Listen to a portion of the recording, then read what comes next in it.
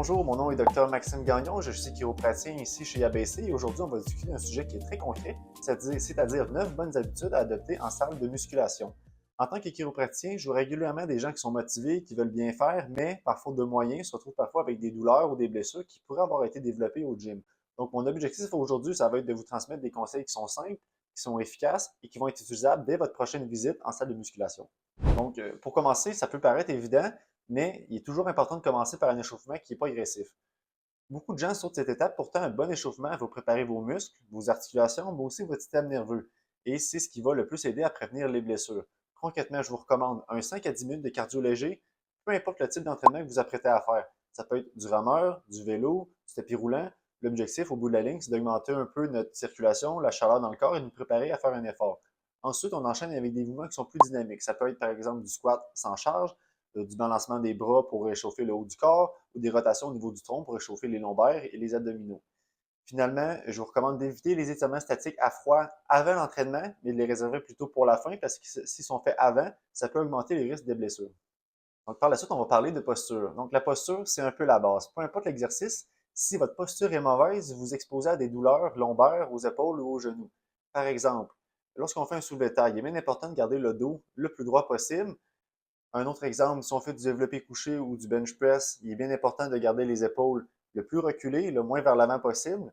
Un autre exemple, ça pourrait être les genoux pendant qu'on fait un squat. Parfois, les genoux ont tendance à aller vers l'intérieur, puis c'est le genre de mouvement qui peut augmenter le stress au niveau des articulations, du bas du dos, puis nuire à votre entraînement au bout de la ligne. Donc, un bon réflexe, ça serait de vous entraîner devant un miroir ou de vous filmer.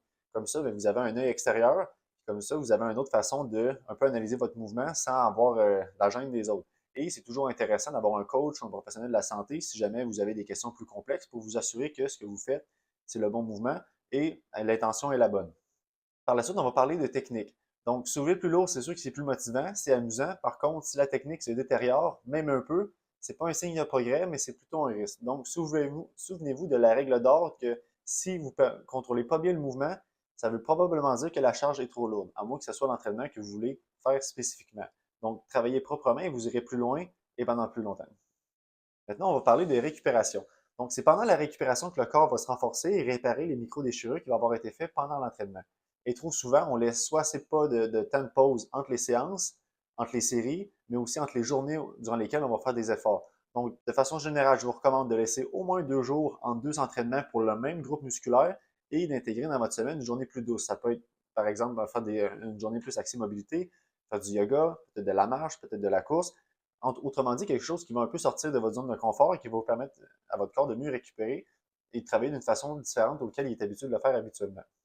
Pour ce qui est des pauses entre les séries, je vous recommande, si jamais vous faites des efforts de type maximaux, des pauses de 2 à 5 minutes afin de permettre au corps de refaire la même intensité pendant l'effort. Si on fait de l'hypertrophie, c'est-à-dire la technique d'entraînement pour faire grossir les muscles, c'est un petit peu différent. On va prendre des pauses qui sont plus courtes, soit entre 60 et 90 secondes, pour cette fois-ci, à l'inverse, ne pas permettre aux muscles de 100% récupérer et d'accumuler de la fatigue musculaire. Finalement, si vous entraînez plus en endurance, ça va être des pauses encore plus courtes, soit entre 30 et 60 secondes. Donc, pour résumer, les pauses vont permettre à vos muscles de mieux performer, à votre technique de mieux récupérer et de vous entraîner d'une façon plus adéquate et plus longtemps. Maintenant, par rapport à l'équilibre au niveau de l'entraînement. Donc, c'est sûr qu'on a tous un petit fait pour certains groupes musculaires, entre autres ceux qu'on peut mieux voir. Par contre, négliger les muscles stabilisateurs peut finir par coûter cher au long terme. Donc, n'oubliez pas de travailler le dos, les fessiers, les ischios, c'est-à-dire l'arrière des cuisses. Il est bien important aussi d'incorporer des exercices au niveau du tronc, au niveau du gainage, avec des exercices par exemple unilatéraux ou des abdominaux, afin d'augmenter la stabilité du tronc. Et finalement, il est bien important de ne pas oublier la mobilité, en particulier au niveau des hanches, au niveau des chevilles et au niveau des épaules. Parce qu'un corps qui est équilibré, ça fait un corps qui est plus fort et qui va être plus résilient. Donc, conseil numéro 6, écoutez votre corps, pas votre ego. Si jamais vous sentez une douleur qui est aiguë dans une articulation, dans la colonne ou un engourdissement, c'est important d'arrêter immédiatement et essayer de réfléchir à qu'est-ce qui aurait pu causer cette douleur-là. Donc, essayez pas de passer au travers ce genre de douleur. C'est pas un signe de progrès, c'est pas un signe que ça travaille. Bien souvent, c'est un signal d'alarme que votre corps vous envoie pour vous dire qu'il y a quelque chose cloche. Donc, il est bien important d'écouter votre corps dans ces situations-là. Donc, conseil numéro 7, encore dans le thème de la douleur, il est bien important de ne pas attendre d'avoir trop mal avant de consulter. Souvent, on consulte en dernier recours, mais c'est parfois à ce moment-là que la douleur est à son pire, ça fait longtemps que c'est là, puis la récupération va être plus longue. Donc, un suivi qui est préventif avec un professionnel, par exemple, comme un chiropraticien, peut vous aider à corriger votre posture, à identifier les déséquilibres musculaires, mais aussi à prévenir les blessures avant qu'ils arrivent. C'est aussi une bonne façon d'optimiser vos performances. Donc, par la suite, on va parler d'hydratation et de respiration. Donc, encore une fois, c'est deux éléments qui sont souvent négligés, mais qui sont vraiment essentiels. Donc, il est bien important de boire tout au long de l'entraînement, mais aussi au moins 1 heure avant, afin de permettre à votre corps d'être hydraté de façon adéquate pour faire l'effort.